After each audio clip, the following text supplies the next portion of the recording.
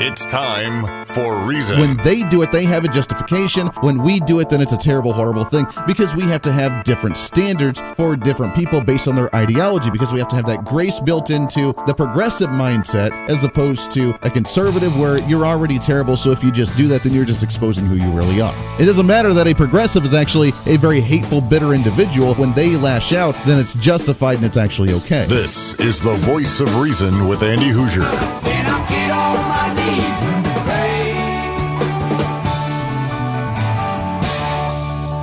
We don't get fooled again. Don't get fooled again. Oh, yeah, that's what I'm talking about. Welcome into the Voice of Reason. You finally made it. Can you believe it? You finally made it. It is the first full week after the holiday. Welcome into the Voice of Reason on a Friday, broadcasting live out of the heart of the nation here in Wichita, Kansas, on the Big Talker, 1480 on the AM side, 102.5 on the FM side, KQAM. We are on TV as well, KGPT TV, channel 2610. Welcome aboard. It's great to have you along today. Boy, I tell you what, I thought today was going to be kind of a slower day when it came to policy issues. I was going to kind of lighten the mood just a little bit, and then boom! Everything's end up happening at once when it comes to a lot of news, a lot of different stories, a lot of different political issues happening, and we're going to have a little fun today. What do you say? It is a free-for-all Friday. Come on! You know what we do today every single week. It's your show. You get to run it. Whatever's on your mind, bothering you, troubling you. Let's have a little fun today. What do you say? It's a free-for-all Friday. Come on! Let's do it! Yes! All right! 316-721-8255, 316-721-TALK. If you want to join into the program, I'd love to hear from you today. What's on your mind? Come on. I am your political therapist. I can help you out. Don't worry. I'll sit back. I'll smoke my pipe. Not the pipe is what many in my generation like to consider as a pipe, but the real actual pipe. I'll sit back. I'll listen to your political needs, and we can work through them together. 316-721-8255. We also have the Facebook Live feed up and rolling, by the way, at facebook.com/1480KQAM. Like it, share it, leave a comment, ask a question. Let's blow up the algorithm on social media, my friends, because that's what it's all about. Let me tell you something. There is a Democrat in West Virginia that you probably will not hear a whole lot from after the next couple of days. He will probably disappear. He will not like literally disappear, but he will probably go away, and you probably won't hear a whole lot of public comments from him any longer. I'm just saying. You're probably not going to hear much more from him as we're getting into, as you know, the midterm elections. And the Democrats, the big blue wave that's happening, the blue wave of progressivism that's going to come in, and the entire, what's been, again, the campaign tactic, the campaign talking points that the progressives have had for this election is that we will repeal everything that President Donald J. Trump has done, that we will impeach Donald J. Trump when we get into the power and we get into the majority, and we will reverse what he does, and then we'll start fighting conservatives again and just advancing our agenda, and you know the rest. There is one individual, a Democrat, a senator out of West Virginia, Joe Manchin, that has said that he would not rule out endorsing President Donald Trump for president in 2020 with his reelection. Quote, I'm open to supporting the person who I think is best for my country and my state. If his policies are best, I will be right there. Trump is intensely popular in West Virginia. He beat Democratic presidential candidate Hillary Clinton back in 2016 by 40 percentage points, if you remember, in the state. And this individual going into the midterm, realizing that he's a Democrat in a very red state, in a very pro-Trump state, is trying to maintain his seat. Did we not say on this show that there is not a blue wave happening, but there is actually a red Republican conservative wave happening? And you can't miss that when we see something like an 18-year unemployment rate.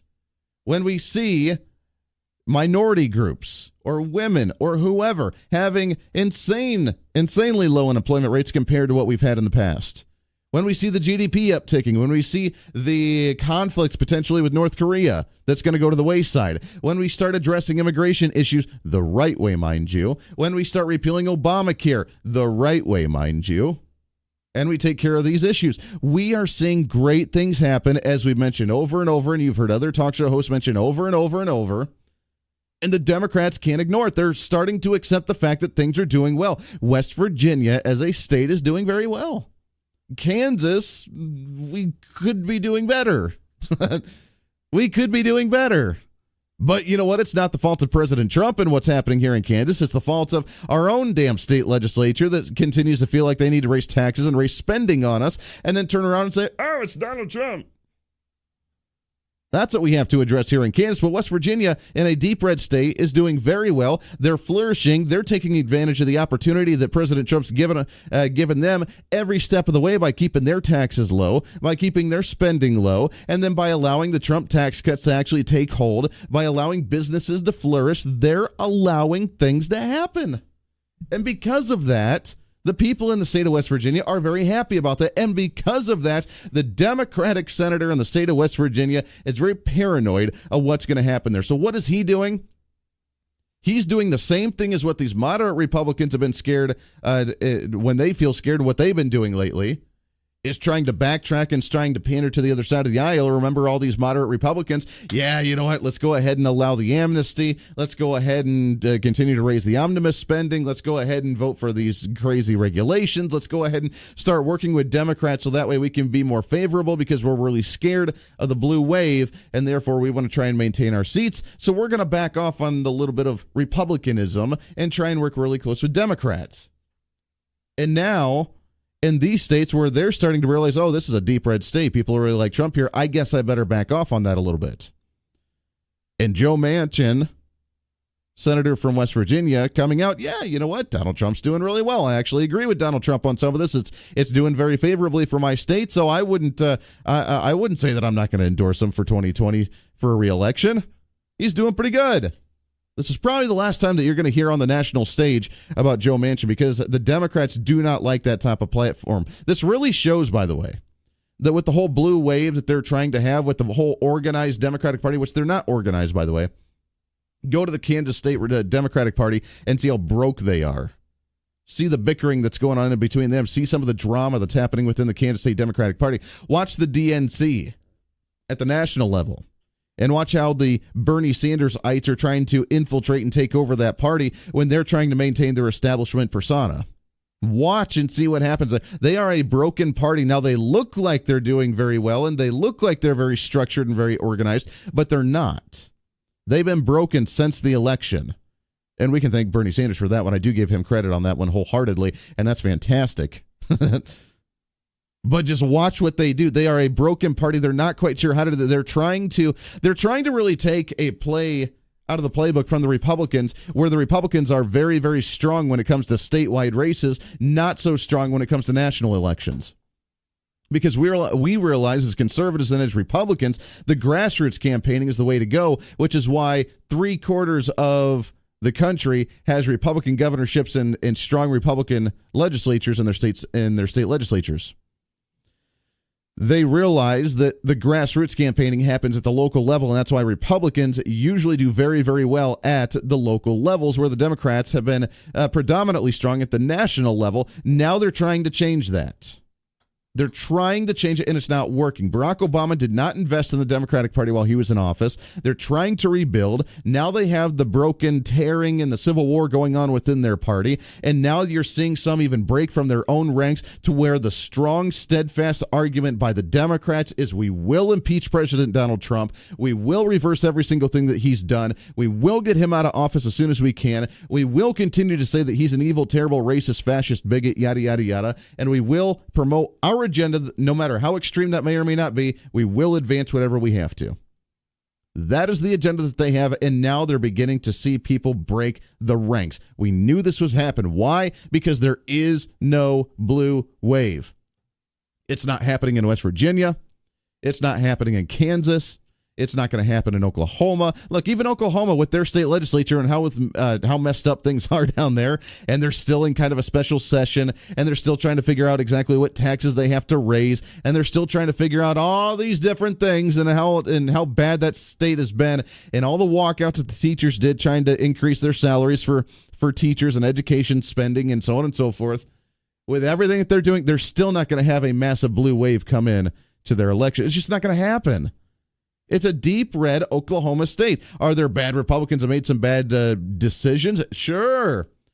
Do they maybe have some bad leadership down there? Possibly. I don't know. I don't live down there. I don't follow it as much as I'd like to. But guess what? Oh yeah. It's not going to go blue. It will be staying red. And I see a big red wave happening across the nation. They're starting to see it, which is why now we see some of these Democrats come out and say, Donald Trump may not be as bad as we said. Donald Trump may actually have some valid points. Donald Trump may have actually helped my state a little bit. I'm with him sometimes even more than other Republican senators are with him, according to Manchin. If it's good for the state and it's good for the nation, I'm going to support the person. A lot of the policies that he's done have been very good for the state. Manchin takes his support to Trump so far, as he said he regrets supporting Hillary Clinton back in 2016 and her presidential election, saying, quote, it was a mistake. It was a mistake politically. Can you believe that? This is good news. I love starting off a day with good news, especially the fact that it's Friday and it's a free-for-all Friday, and the fact that we get to start off a day with the day knowing that the blue wave is crumbling, my friends. The Democratic a stronghold of the impeached Trump, and we hate him so terribly much, is crumbling before our eyes, and even Democrats are starting to realize that maybe we should back Trump a little bit and just say, throw him a bone just a little bit in order to try and stay in office because we're desperate, which I asked the question yesterday that if a Republican compromises their values in order to try and support Democratic, progressive, liberal tendencies and policies, would a Democrat go to the voting booth and switch parties and vote for that Republican because they did Democratic things, as opposed to voting for the Democrat who's going to promote Democratic things all the time? Would a Democrat do that? So I ask you as a Republican today, if a Democrat changes their policies and changes their platform in order to support Republican policies and support the president that the majority of the Republicans actually do support and back, if a Democrat ends up changing their policies and says, you know what, Republicans actually aren't that too terribly bad, Donald Trump's actually not doing that bad of a job, I'm going to help him out the best way that I can, I'm not going to hate him, would you change parties at the voting booth and vote for that Democrat? Would you do it? I mean, I kind of lost a little respect for him in the sense that this Joe Manchin, the senator from West Virginia, in the sense that he's not sticking to his principles, because those principles are important, and whether I disagree with them or not, I will respect him for standing on them. I do respect the fact that he recognizes reality when he actually sees that, so I do give him credit for that. But would you, if this was the state of Kansas, and it was a Democrat that said, you know what, actually, we recognize the fact that the state's doing relatively well with Trump policies here in the state, and if it's working for the state, then I will support the man, and I will support Donald Trump. Would you go out of your way as a Republican to go and vote for the Democrat, or would you still vote for the Republican challenger in that seat? Your thoughts on that? 316-721-8255. I think it's kind of interesting that the Democrats are beginning to break that ranks a little bit in a sign, I see it at least, as a sign of desperation. The sign of desperation that they realize that they're on the losing end and they're not going to be in office for a heck of a lot longer. Let's go to the phones. Line number 1. Good morning. What's your name? This is James. Hey, good morning, James. How are you? I'm doing well. Good.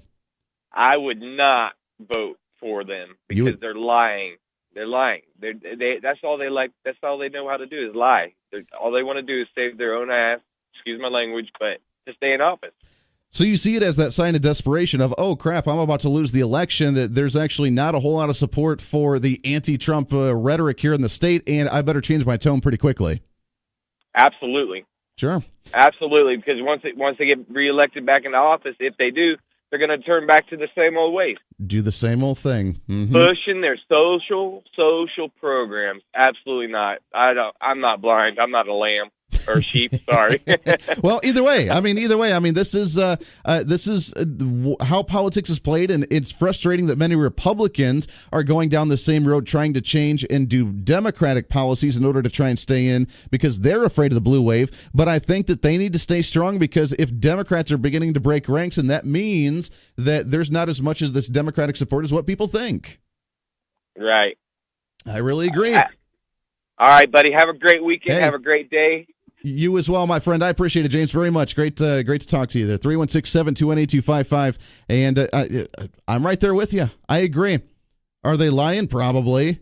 Now, as this person supported Donald Trump in the past, possibly, maybe he does have a squeaky clean record-ish of actually of supporting Donald Trump policy. And I haven't heard him. He's not been one of the big names on the national media that's come out and said, yeah, you know what, I hate Donald Trump and I will impeach him. But remember, he's still run by the Democrats with Democratic progressive special interests and Democratic money coming in. So when it comes down to it, and let's just say that there is a big movement and the Democrats get a majority, God forbid, when they get into the Senate or in the House, and that process begins to start going after Trump, you can be guaranteed that coming from the Democratic Party, being part of that party, having the money come in from that party, that when push comes to shove, you know exactly where they're going to stand and what they're going to be doing. You know it. Same with the Republican Party. That's how parties work. That's how special interests work. That's how money ends up working in politics. And that's why I always say that when you go to the general election, party trumps person, because as long as you can change the party and as long as you can have the party represent you properly, then the party predominantly is going to have somewhat control over the individual. And you know kind of, sort of what they're going to actually be voting for, which is usually a good thing. Because you know kind of, that's why you join the party, is because you have the party representing your values. That means the people elected under that party are going to represent those values. So as a Democrat, even though he may be saying this on the campaign trail and saying, yeah, you know what, I like Donald Trump, I'm going to help him out, when push comes to shove, you know where he's going to stand if the Democrats force him to actually try and run Donald Trump out of that office. 22 minutes past the hour. We have a lot of fun stuff to get to today. Your thoughts and calls as well, being a free-for-all Friday. Plus, we are just days away from the very first registration of our Ultimate Father's Day giveaway right here on KQAM. A lot of fun tickets, a lot of fun goodies and sporting events to go to that you as a dad, or maybe you know that dad or that husband or that somebody in your special life that you actually want to get that for. We'll have more information on that in just a bit and start getting people registered on Monday next week. It's the Voice of Reason. It's a free-for-all Friday. Stay here. You're listening to the Voice of Reason with Andy Hoosier.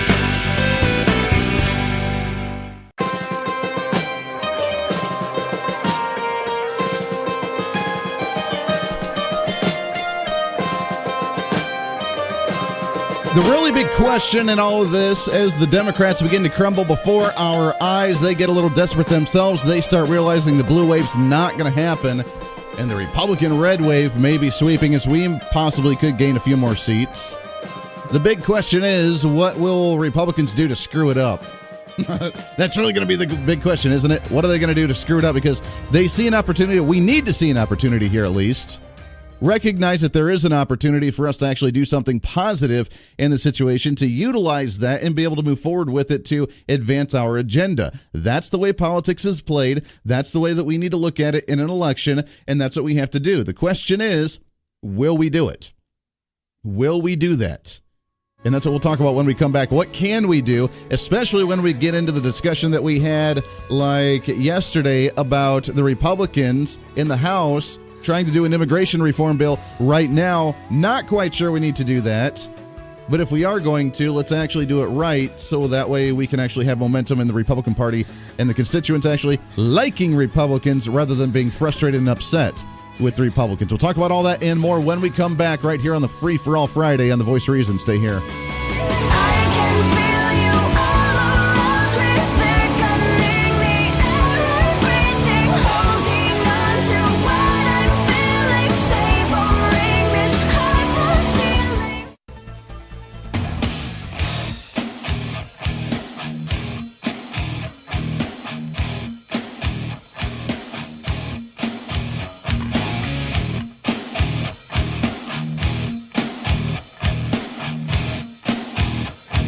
Patriotism is alive and well. The Voice of Reason with Andy Hoosier. That's the way we roll, baby. Welcome into the Voice of Reason. Starting off your Friday the best way we know how to do so. You're already pumped up and excited the fact that it's Friday. Let's make it even better for you by listening right here. The best wake-up show in all of America. Right here in the heartland. We just rock and roll, baby. That's the way we roll. 721-825-5721. Talk. Starting your day better than a cup of coffee, a shot of espresso, even an energy drink. Which, by the way, speaking of coffee, I do want to talk about Starbucks for a moment and just a little bit as well. I think that's kind of a fun conversation as they did their training their racial bias training. And now, because of all the lost revenue, raising their coffee by 20 cents a cup, at least on some. So if you're out and about and you're trying to get your coffee and that's the place you feel like going, then you're already spending way too damn much money for that cup of coffee. The fact that now you're willing to pay 20 cents more makes no sense to me in any way, shape, or form. Welcome in. 316-721-8255, 316-721-TALK. What can Republicans do to gain the advantage going into the election? Look, we're getting closer and closer. Now's the time to start stepping up. Now's the time for us to get a little motivated. And this may be some of the national stuff, but the state of Kansas needs to take this under consideration as well. Kansas legislators looking to either run for re-election or looking to run for a seat. Maybe they're new and they haven't been in office before. They need to take this and use this as the momentum. We need to have the proper talking points. Republicans need to embrace republicanism. They need to embrace it because Donald Trump has allowed it to flourish. Is he the most conservative constitutionalist guy that we've ever seen? No, he's not. He's not. And that's why I wasn't the biggest fan of him in the primary election. But you know what? He's allowed that opportunity to flourish. He's working with Rand Paul. He's working with Ted Cruz. He's working with all of the conservatives to allow us to advance that agenda while he's doing other things on his own. Cutting taxes, cutting regulations, allowing the private sector to grow, understanding what businesses and business owners need. That's what he's doing. We need to embrace it. We don't need to run away from it. We don't need to be worried about a blue wave happening. We don't need to be worried about Democrats running in and trying to impeach him and take over everything. We don't need to worry about that junk. We need to worry about the positiveness of what we're doing. Do you remember back in the day when Ronald Reagan was running for re-election that he didn't run really a single negative attack ad on his opponent, that he ran nothing but a pro-American positive message? The economy's doing well. People are happy. People are back to work. The families are working together. The families are back together. That the family values are actually being embraced again. That the economy's back up. That the American dream is alive and well again. If we run a positive campaigned message like that at the federal level, in all the different states, and all the different constituencies, and all the different districts all over the nation, and even here in the state of Kansas with even some of our congressmen and women that are running, and even the state legislature that's running. We need to run a pro-Republican, conservative, traditionalist message, and we will win. We will have an outstanding red wave, completely flood this entire nation. That's what we have to do. 316-721-8255. Your thoughts on all this. Let's go to the phones line at number one. Good morning. What's your name? My name is Eddie. Good morning, Eddie. How are you, sir? Well, I'm talking about not running anything negative, and this is really important. Did you happen to see or did you read in the paper the county commission meeting of last Wednesday? Yes, when they started, we had a little fun with that yesterday, the name calling and the accusations and what's all going on over this ridiculous little administration building where they think that there's backdoor deals being made to try and lower some of the prices, and where they're thinking that some are actually trying to close the deal without the rest of the commission. I don't know what's going on with this. I mean, we get our update from Jim Howell every week on the county meeting and what they're about to discuss, but then it did seem to get a little heated this week, didn't it? Well, I've been watching Andy when I was about 10 years old, and that's going back 60 years. I used to listen to the city council meetings on Tuesday night, and they would call that the Tuesday night fights. I've been watching the county commission meeting every Wednesday, and what I'd like to say is they kind of threw stones at Commissioner Howell, and they kind of indicated that possibly he wasn't doing anything on the up and up or out on his own.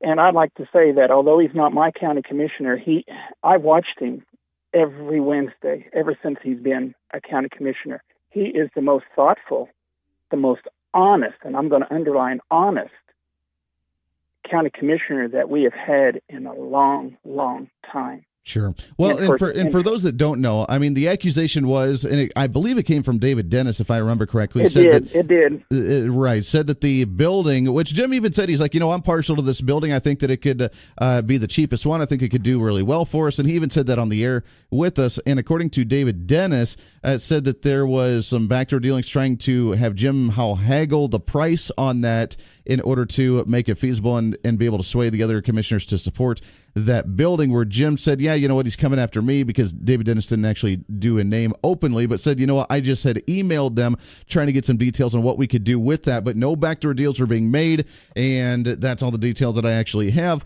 Now, if we're looking to try and cut the costs on some of these opportunities so that way we can put them back on the table as an option, there's no problem with that. But there was also accusations being thrown out from apparently some of the other ones that were trying to seal the deal and almost sign on the dotted line on one of the other options for the administration building without the knowledge of the other commissioners. Now, whether that's true or not, I don't know, but this is getting a little out of hand. I mean, it's just an administration building, as I mentioned yesterday, other than the fact that we don't want to see our county taxes or property taxes go up, other than the fact that we want to make sure that they're actually having the building in order for them to get the job done that they need to do. As a constituent and as a worker that's just waking up and going to work this morning, we really don't care much more outside of that about an administration building. Why there's so much drama around this, I have no idea. Well, now there is going to be a county election coming up in January, and Commissioner Howell is up for re-election, and I would definitely vote for that man. He's just pure gold in my eyes. And also Commissioner Ranzow is up for re-election. Mm-hmm. And I don't know whether that's going to be held in November or in January, but you have, and of course my man, O'Donnell, I believe it is, I don't want to say anything really negative, but July 7th, I think he's going on trial for all of his yes. Yeah. It's interesting. Exactly. Yeah, the beginning of the trial to see kind of what all happens with the accusations and the indictments that he actually has to try and defend. And so we could possibly have a brand new account. If for some reason that Commissioner O'Donnell is not able to fulfill his obligations, we would be having a new county commissioner. And I'm looking for Commissioner Howell to be reelected easily. Sure. And Commissioner Ranzow, he is the one that gets under my skin the most, but he is very conservative and he cares about the people in his district. That's right. So, you know what we need, Eddie? We really need, because like I said, I mean, the drama is really unnecessary, especially for something simple like an administration building. Is it simple on their end? No, it's not. But like I said, outside of the county commission, for just you and I, other than the fact that we just want to make sure that they do it cost effectively and that we don't see any taxes raised or that we go farther into debt as a county to make sure the administration building happens, we really don't care outside of that. What we really need, I think, because this has kind of been going on for a while with a lot of the county commissioners, with kind of the back and forth and the picking on each other and the calling each other out for stuff, I think that we should just have a team building exercise to be able to work with the partner and make them all friends again. Maybe we should send them all to like the Wichita escape room and have them have to work together in order to escape the room. What do you think? Well, once they had come out of that room, there wouldn't be anything left of their back because they'd be stabbing each other in the back. Oh my goodness. I mean, I think that we just need some kind of fun team building exercise and say, all right, guys, we're on the same team here. Well, this is all one county. You may be in different districts, but this is all one county. We need to start getting along. Let's have a fun little outing and team adventure and little team exercise, exercise team building experience. So that way we can have a little fun with it. And maybe we can start being a little bit more social with each other again. I don't know, but I just wanted to say about what it came out in the paper like that. It kind of indicated that Commissioner Howell had done something wrong. And I just want to say that if he had, I'd be the first one to jump in and say something. But that man is pure gold. He is a very honest man. And I think it was just uncalled for Commissioner Dennis to say anything like that. Sure. Well, we will. I'll ask Jim about it when we can have him on the show on Wednesday again next week and kind of get some more of the details. But I just think that we need some team building exercises to be able to have these guys work together again, because there's been a lot of the kind of picking on each other and taking shots at each other whenever they get a chance to do so. Oh, Andy. Oh, you know what? Hell, they're all damn old. Let's turn them back to their flower there we go. days. There we And go. let them smoke some of that good weed that's coming in from Colorado. Oh, well, then we could do that. Sit them around the table. It's going to be like one of those That 70s Shows episodes where they're all sitting around the table and you see the smoke coming up and they're just going to have a little chat. I appreciate the call, Eddie, very much so, my friend. I totally could see that happening. We'll see what we can do on that one. Maybe we'll do a KQAM-sponsored team building exercise for the county commission. What do you think of that? There we go. We'll work on that a little bit. 316-721-8255. Let's snag another phone call real quick before a break. Good morning. What's your name? Hey, good morning. It's Deacon. Deacon, what's happening, sir? Hey, brother, it is a fantastic day. Hey, I'm loving it. It's a good Friday, ain't it? Absolutely. You invoked Ronald Reagan a few minutes ago, and I love it. He is actually the first president that I remember in my childhood. But he said something real important. He says it's better to get 85% of something than 100% of nothing.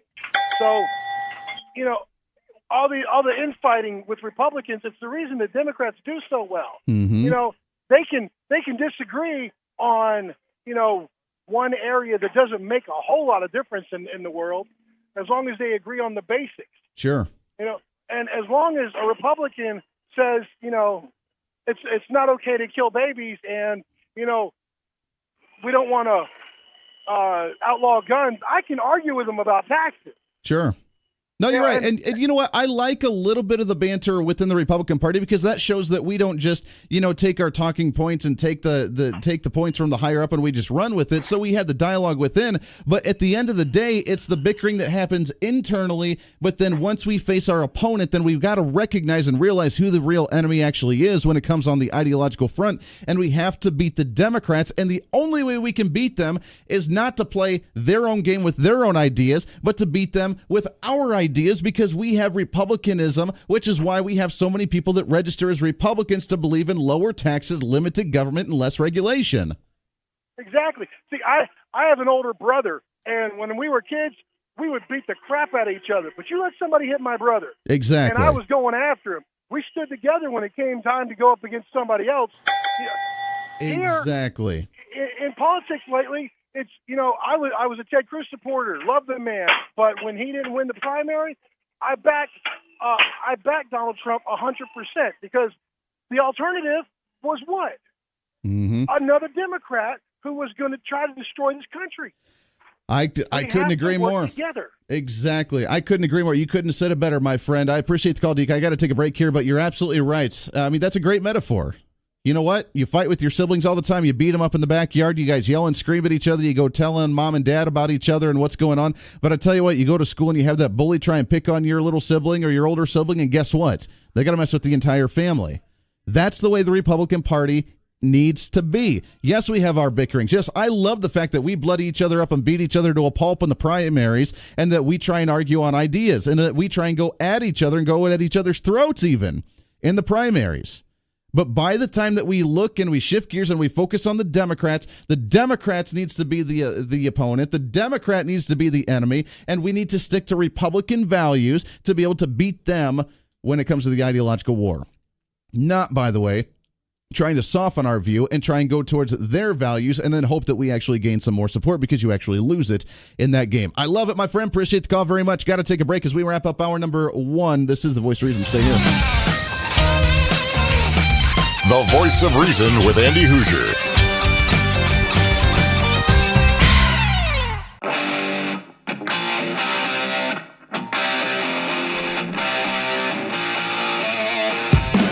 Seven minutes to the top of the hour. Welcome back into The Voice of Reason. Boy, we got a lot of stuff to talk about today. I don't know if we're going to have time to do so, but we'll do our darndest. Really excited about it. This portion of The Voice of Reason, as you know, is not just a Friday or a free-for-all Friday, but also a fried chicken Friday, and brought to you by the Inman Harvest Cafe, 112 South Main Street in downtown Inman, 620-585-6925, because today is the day that you can smell. You wondered what that smell was as you're getting ready for work this morning. It's the fried chicken and the biscuits and gravy and everything right now floating in from Inman all the way down here to Wichita. Katie's on the line with us this morning. Katie, what's happening? Good morning, Andy. Happy Fried Chicken Friday. I can smell it. I don't know if you can. Oh, I can totally smell it. It's floating down here already, and it's already made me hungry. There you go. I like it. Yeah, it's a hungry-making smell. It is a hungry-making smell. Your tummy's already rumbling early in the morning. And it is, I cannot believe it's Friday already. This week has gone by way too fast, but you guys have been prepping for it all week. As you say, every day leads to Friday, which kind of makes me really happy. So, with being Friday today, and you have your buffet from 11 to 1, you have your big buffet from 5 to 8 o'clock tonight. It's going to be a fun day of shenanigans up there at Inman. What do you have on the slate for us today? Today we are having something called Fiesta Chicken Casserole, and so that is, well, it's spaghetti. Fiesta Chicken Spaghetti. So it's spaghetti, it's chicken. It's a chicken, like, broth sauce that we pour over with a Fiesta cheese, and it's got some Rotel tomatoes in it, so it's got just a tiny bit of spice to it, and then we put extra cheese on top of that because we're really all about the cheese here. You know, it's chicken day, but it's also cheese day. I like that. Cheese and chicken, yeah, and really, I mean, those two together, you really can't have it a better combination between those two. Well, it's hard to top chicken and cheese unless you're talking about chocolate and peanut butter, which we also have today on our pie list. So. Ooh, there you go. Yeah, I like that. So besides the Fiesta spaghetti, we're also having a broccoli and beef casserole. So that's the ground beef, broccoli, rice. I honestly don't know if that recipe has cheese in it, but if it doesn't, we might put cheese in it because sometimes we do that. It just depends on what. It depends on what the other ingredients are if they mix with cheese, which I don't know why they wouldn't. No matter what's on the plate, no matter what's on the plate, it just needs to have the sprinkle of the yellow cheese on there, and you're good to go. Well, and you know, if it doesn't have cheese on it, and you as a consumer thinks it needs cheese on it, just trot your little self over to the salad bar and put some cheese on it. There you go. I do that all the time. See, that's the play. Yeah. That's the plan right there. I like that. Yeah, so, okay, and then if you come from 5 to 8 in the evening, it'll have our famous roast beef on there, which I guess you could also put cheese on. And then our pie, which I don't recommend you putting cheese on, although my grandmother used to put cheese on her apple pie, and I guess you could try that if you wanted to. So we've got coconut, chocolate, custard, pineapple, cream cheese. Hey, that's cheese. Chocolate peanut butter, cherry, and Dutch apple, which, like I said, my grandma used to put cheese on, so cheese. Cheese. I like that. I've never heard of cheese on the apple pie, but I may have to try something like that. So you do have the free... It's a sweet, salty thing. Yeah, exactly. Yeah. I kind of dig that. I like it. The free slice of pie tonight, 5 to 8 o'clock, is going to be the big deal. You got to remind everybody that once you get there to grab that slice of pie before you end up going to sit down or actually do anything else, or else it may be gone. It may be gone. Your favorite slice, like we'll have pie, but like maybe you are intense about that pineapple cream cheese, and you see that there's only 2 left. That's but right. You want to finish your plate first because that's what your mother taught you, and that's very good manners. Exactly. But I'm telling you now that your pineapple cream cheese pie might be gone when you get up to go get it. So grab it first. Then if you can't finish your pie because you finished your plate like your mother taught you because you have good manners, then we'll give you a box. You can take your pie home. See, there you go. And eat it on the way home. Yeah. I like that. Very good. It's the Inman Harvest Cafe, 112 South Main Street, downtown Inman. Go and check them out today. Today is the Fried Chicken Friday. 2 buffets for lunch and for dinner. You're not going to want to miss it. A lot of great stuff there, and I can already sense that people are getting hungry and wanting to head up that way. A great way to start off the weekend. Katie, you guys enjoy up there. We'll check in with you here in a couple hours. All right, thanks. We'll talk to you later. Always a pleasure right there. That's the Inman Harvest Cafe. Appreciate them partnering up with us here on KQAM and The Voice of Reason. Wrapping up hour number 1. Hour number 2, when we come back, some interesting news as the federal government, and I cannot believe I'm saying this, but Senator Elizabeth Warren, Pocahontas herself, possibly, almost, maybe making a decision that might be somewhat legit or reasonable in her policy making. We got a senator named Pocahontas. Pocahontas. I didn't see that in the election. There you go. And she's on that on the ballot when you actually vote. Pocahontas. Yeah. Is she running in the Belmont Stakes this weekend?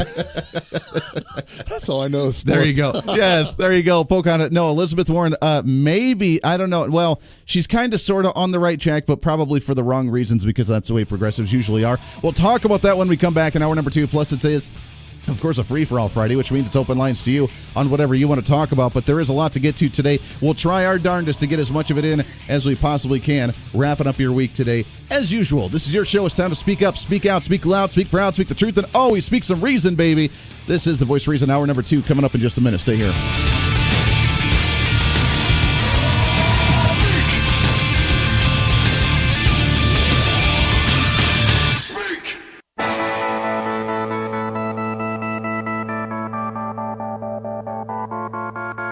It's time for Reason. When they do it, they have a justification. When we do it, then it's a terrible, horrible thing because we have to have different standards for different people based on their ideology, because we have to have that grace built into the progressive mindset as opposed to a conservative where you're already terrible, so if you just do that, then you're just exposing who you really are. It doesn't matter that a progressive is actually a very hateful, bitter individual. When they lash out, then it's justified and it's actually okay. This is The Voice of Reason with Andy Hoosier. Then I get on my knees and pray. We don't get fooled again. Don't get fooled again. That's what I'm talking about. Welcome into The Voice of Reason, hour number 2 of The Voice of Reason, broadcasting live out of the heart of the nation here in Wichita, Kansas, on the Big Talker, 1480 on the AM side, 102.5 on the FM side, KQAM, simulcasting on KGPT TV, channel 2610. Welcome aboard. It's great to have you along, whether you're watching radio, watching TV, listening to radio, whatever. It's great to have you along with us here on a Friday. As usual, you know what Fridays mean. It's a free-for-all Friday. Anything for you, bothering you, troubling you, you run the show, you run the discussion. I sit back and just enjoy, as we like to do. Yeah. All right. 316-721-8255, 316-721-TALK. If you want to join into the program, let's make it happen. Let's do something. Let's do something, baby. Get you pumped up, ready for the day. Better than a cup of coffee, a shot of espresso, even an energy drink. Can you believe that I'm going to try and play the audio for this? I can't say that I necessarily agree with this. Well, I do agree to some degree. Here's the thing. There is a hidden agenda, as there always is with someone like Elizabeth Warren. There is a hidden agenda that always happens when the progressives try and get on the right side of a decision. And we talk about this every once in a while. Every time we bring it up, then we always have, and I always enjoy it, the fun discussion, the big banter, and the arguments and the debates and everything. But when it comes to marijuana, and Senator Elizabeth Warren, along with Senator Cory Gardner from Colorado. Now, Colorado, as you know, being a legalized state, and also where Elizabeth Warren is from as well, with Massachusetts. Cory Gardner being a very moderate Republican, Elizabeth Warren being a very hard left-wing progressive. They have joined together as two states who have legalized marijuana, and they are proposing the States Act, which is the 10th Amendment through Entrusting States Act. Which I don't know why we need to have an act like that anyways, because we should have just the 10th Amendment, what the federal government hasn't been authorized to do based on constitutionalism, and what the very specific duties of the Constitution have granted the federal government in order to do, then it falls back to the states. But we have to have a bill and an act to reinforce the 10th Amendment when it comes especially to legalization of marijuana and allowing it to be done at the statewide level. Now, on the surface, this is big news, and on the surface, this sounds like a very wonderful thing with Elizabeth Warren and Cory Gardner getting together, banding together as a Republican and a Democrat, the bipartisanship that's actually working together in order to try and allow states to make their own decisions when it comes to the legalization, or lack thereof, of marijuana. Now, the reason I have a problem with this, first off, let's see if we can play the clip here from Elizabeth Warren talking about this bill.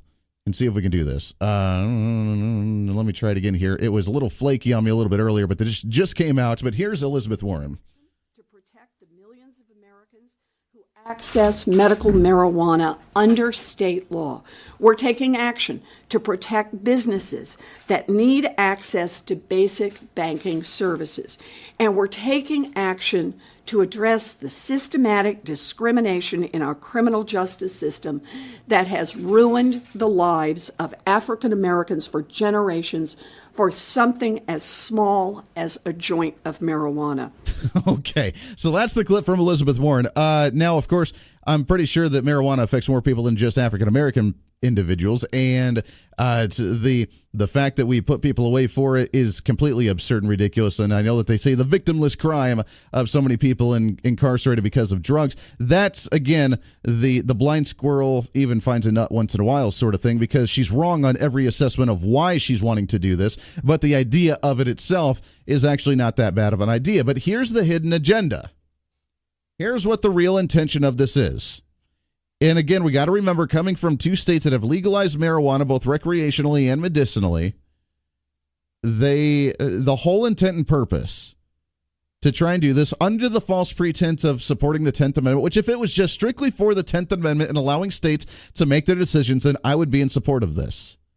But the fact that Elizabeth Warren, Pocahontas, has been able to get her greedy little hands on this bill and work with a bipartisanship bill with Cory Gardner out of Colorado as a Republican. This means that there's a little more dirtiness coming out of this. First off, here's what it has to say. Warren and Gardner, who both represent the states with legal recreational pot, introduced the legislation known as the Strengthening the 10th Amendment Through Entrusting States Act. Still quite a comical type of act. As a response to the Trump administration's hardline stance against the drug. Quote, on her Twitter, Elizabeth Warren came out and said, it's time to reform Americans' outdated marijuana policies. Watch live as Senator Cory Gardner and I discuss our new legislation that would let states, territories, and tribes decide for themselves how to best regulate marijuana without federal interference. Gardner said outlaying the legalization pot was like putting the ketchup back in the bottle. Quote, the city of Denver, the state of Colorado can collect taxes and they can take it to the bank. But if you're in the business and you work for the business, you can't get a bank loan or set up a bank account because of the concept over the conflict between state and federal law. We need to fix that public hypocrisy. And as him obviously referring to the fact that if you own a business that's related to marijuana, you're not allowed to open a bank account. I remember that. As a banker, they try and come in and open a business account and be like, yeah, sorry, we can't do that. We can't support that type of business. We can't open a business account for that type of business, whether it was for the federal law or even just the bank company policy. I'm not going to say which bank it was, but the bank company policy, just we're not allowed to open up accounts for that type of business in that industry. And they want to change that. Now, here's what the nice little, let's unveil it, because remember, there's always the deeper level. Let's start peeling away the levels of the onion just a little bit and start realizing what's in the core of this. The core is that if you allow the states to do this, which I agree with to some degree, if you allow the states to make this own decision, they are going to bombard the markets with pot coming from the states that allowed it to be legalized, and they're going to go to the states that are not having it legalized. And the federal government, when it comes to interstate commerce, which is one of the duties the federal government is supposed to regulate, it is supposed to regulate and oversee interstate commerce between the two states and just make sure that everything's running all happy hunky-dory. If you have a few more states that end up legalizing it, or not, let's just say that it's just stuck with the 3 or 4 states that have legalized it, maybe a few more, recreationally or medicinally. Try and look up the stats of how many states actually see and how much money comes in and how much marijuana comes in from Colorado right now. It's every single state. Every single state sees marijuana coming in from Colorado being dispersed, even though it's still illegal. The black market is still there. It's being transported outside of the state of Colorado and other states all over the place, but Colorado has kind of the strongest marijuana in the country, because they've allowed it to come out so far into the open. If we allow the states to make up their own decisions like this the way that they want to do it, you know what's going to happen is that when you get caught with it in a state that makes it illegal, but it's coming from the state that's legal, then you know what's going to happen? The federal government nor the state that actually still has it banned is not going to be able to persecute that individual. And it's really going to open the floodgates and say, you know what, you broke the law, you brought it to a state that made it illegal, but we're not going to punish you for it because, well, we can't really do anything about it. Because it's not going to be regulated at any level at the federal level. And we're going to run into this. They're going to really force the habit and force the industry onto states that don't even want it. And that's going to be the negative side effect to this. I mean, let's be honest and let's look at the positive and the negatives of this, shall we? Let's look at all around and let's look at the unintended consequences. And as you know, there were many, many, many, many, many unintended consequences and negative side effects of what happened with the legalization of marijuana in the state of Colorado, both medicinally and recreationally. In my opinion, I know a lot of people disagree with me with that, and that's okay. But that's going to be one of the negative side effects. They are going to force it onto other states that may not legalize it, that may not want to legalize it, but they're going to have no control over what their citizens are doing if they're going across state lines and getting it and bringing it back home. They're going to have very little control over this. It's going to flood the markets. It's going to increase and boom the black market when it comes to those states that have still made it illegal with that state right, that state decision, and then we're going to have very little ground to actually try and uphold those state laws that decide that they don't want to have that marijuana. Your thoughts on this? I may be off and I may be the conspiratorial type, but yet I see it. I recognize it. And with someone like Elizabeth Warren, that's going to be the end goal. It's not the fact that it's going to be the revenue coming into their states, which they are enjoying a little bit, by the way. Colorado's still in the red because they spent too much money rather than actually putting the money away. But that's another story because that's normal government operation right there. That's just the way they operate and the way they work. Are they enjoying that? Yeah. And by the way, the revenue would go down if every state has it legalized. They're not going to enjoy the tourism coming into their state looking for that marijuana any longer anyways. So it would actually harm a lot of the states that have legalized it already if we start flooding the market and allowing more states to do this as well if they choose to do so. That's another side note on that as well. But they want to flood the market on the black market. They want to be able to allow the states to not have control over their own state laws if they do decide to keep it illegal in their state, because that's their intention, is to try and flood the market. They've been wanting to do this for a while, and if they can't fight the battle at the federal level, they're going to fight the battle at the state level. It's just like the gun debate where they're trying a different angle. This is the different angle they're trying. If it was strictly about the 10th Amendment and states' rights, then I would be wholeheartedly in support of this. And I've said that before, that I would be in support of the states making their own decisions. But realize who we're working with here. Realize who's making this bill happen. Elizabeth Warren in no way, shape, or form has ever been about states' rights. Why is she on this one? 316-721-8255. Other than it may be just to try and spite Donald Trump because Donald Trump doesn't like pot. That might be one as well. Let's go to the phones, get your thoughts on this. Good morning. What's your name? This is Jim. Jim, good morning, sir. Well, I'm just doing great this morning. Good. I've got two comments, one here on the drugs and another one on the menu items. The drugs, I wonder if they've done an accounting in Colorado and California and such places to see how much extra law enforcement and hospital care state money is spent balanced against the revenue they think they're getting in on the sale. I think it's probably a loss. I'm all in favor of legalizing all drugs and heroin and everything, but this government should get out of the rescue business.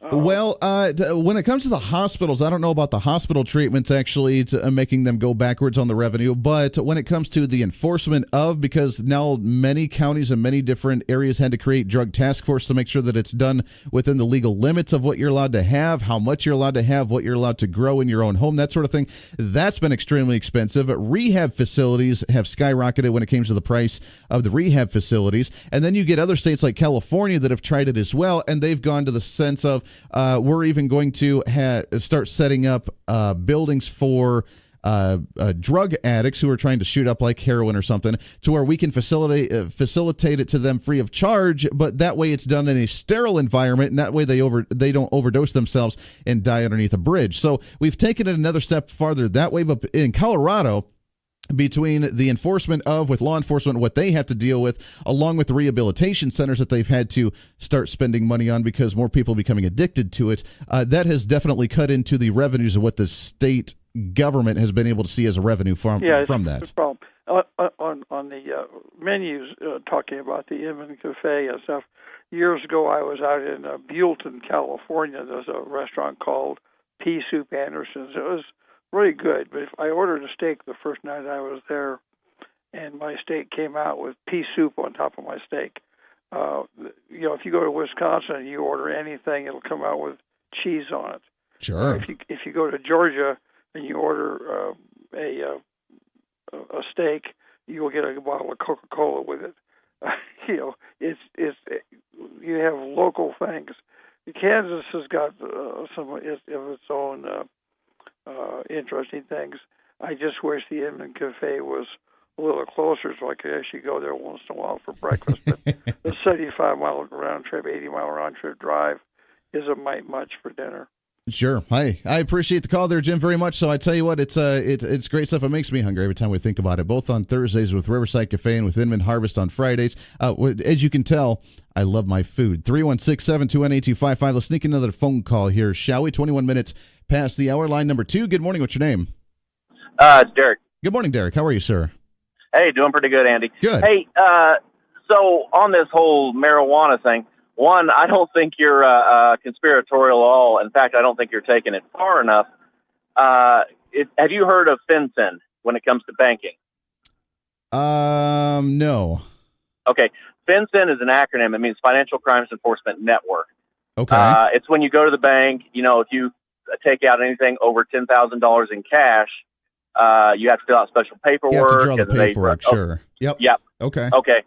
Well, anyway, if you think about it, people that they open up the banks and all this, the government can have access to those records without a warrant of who's doing the banking and things like that. Sure. So you got a bunch of people there doing the banking. Think about what other stuff they have access to when they get, the information from who's using those banks. When it goes, in my opinion, goes to, who owns guns? Oh, well, it's still on the federal law books. Guess what? If you're dealing in this and, you have an account, that you're dealing with marijuana, guess what? You can't have guns. And we just found that out as well. Sure. And on top of that, I think it's kind of a twofold attack by, Warren and the Democrats, because the other part of that is with Trump's release of the lady that had been incarcerated for several decades. Mm-hmm. They're afraid now they're going to lose the black vote as well.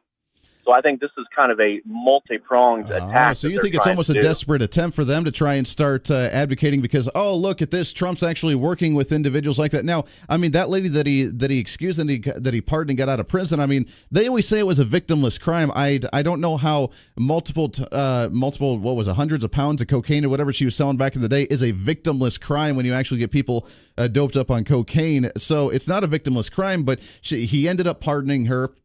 And she's very grateful to Trump. And again, being a black lady and in that community that hasn't been very favorable to Republicans, that's starting to be won over by Donald Trump. Maybe this is just another sign, like we had talked about earlier, of the Democrats starting to be in a little panic mode and doing something a little drastic. Oh, you're absolutely right. Yep, that's it. It's a really great point. I appreciate the call, my friend. No, you're absolutely right, and I agree with you. And you're right.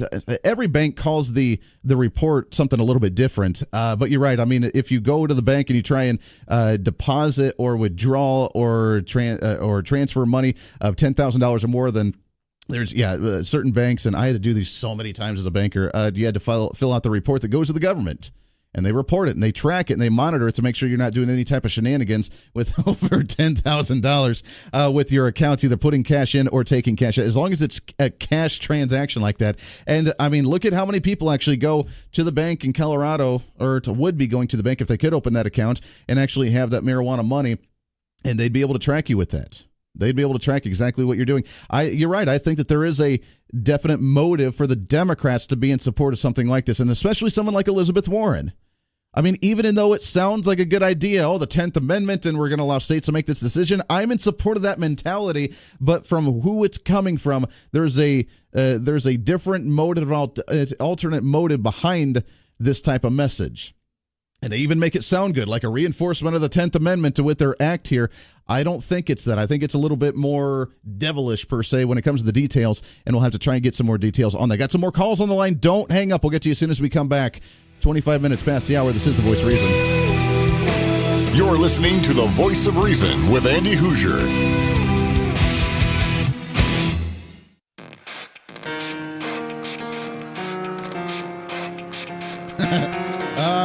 Bottom of the hour news coming up here in just a minute. Doug on Facebook Live. Andy, you're just a big government goon. Go back to your rhino herd. What?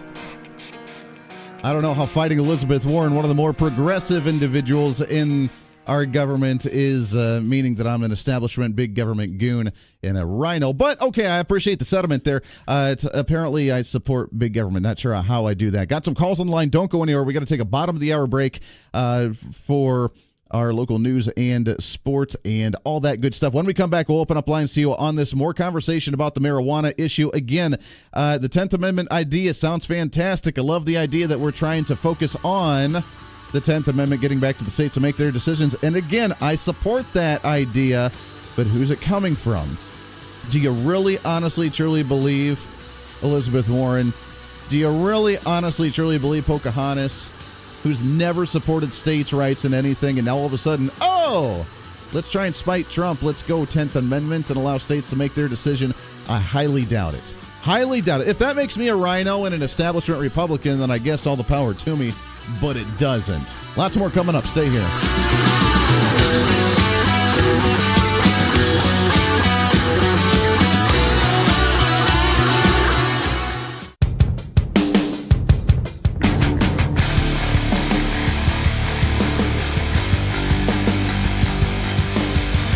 You're listening to The Voice of Reason with Andy Hoosier. Right on! Let's do it! Rock that world! Rock that world! Give him a call at 721-TALK. Welcome back into The Voice of Reason, 36 minutes past the hour. It's great to have you along today. Having a lot of fun, shaking up the system. That's the way we roll, just because we have the opportunity to do so. 316-721-8255, 316-721-TALK. By the way, I haven't even plugged it. Coming up in the 8 o'clock hour, Ruth Davis is going to be with us. She wrote a book at Translating the Bible Costs Your Life. As we talk something a little bit non-political, should be kind of fun coming up in the 8 o'clock hour. Stay tuned in for that one. Until then, it is Open Lines to You as a free-for-all Friday, 316-721-8255. If you missed the news, according to The Hill, Senator Elizabeth Warren from Massachusetts, along with Senator Republican Cory Gardner from Colorado, both states that have legalized marijuana in their states recreationally, have come out with the Strengthening the 10th Amendment Through Entrusting States Act. Now, again, it's sad that we have to have laws that embrace current laws, like, I don't know, the 10th Amendment, saying that if the federal government's not supposed to have their greedy little hands in it, then the states are supposed to make those decisions. And I would support that idea of the 10th Amendment, as I always do, for those that are trying to call me out as a big government establishment rhino, that sort of thing. I believe in the 10th Amendment. I support the 10th Amendment. We don't need a bill embracing the 10th Amendment because of someone like Elizabeth Warren, who has never in her entire life supported the 10th Amendment. She is a big left-wing progressive Democrat who loves the federal government and loves it being centralized at the federal government level to be able to control every aspect of our lives. She's always been that way. What's making her change this way? Is it, number one, only to spite Donald Trump because Donald Trump doesn't like marijuana? Or is it because there's a hidden agenda in there? And the agenda that I foresee, is them not only allowing states to make their own decisions, but then openly advocating for them to push the marijuana from the legalized states to non-legalized states and under a black market, and then not being allowed to persecute them because of. And I see a hidden agenda here because it's Elizabeth Warren, for crying out loud. Are we going to believe her? If it was from somebody else, I'd have a different approach to this. Maybe I have too many walls and guards up on myself. I don't think I do, though. Cory Gardner is a very, very moderate establishment Republican from Colorado, and Elizabeth Warren is a very, very far left progressive. And for them to say all of a sudden now they believe in the Constitution and believe in the 10th Amendment and in supporting 10th Amendment values, I just don't believe it. I don't buy it, and I don't support it.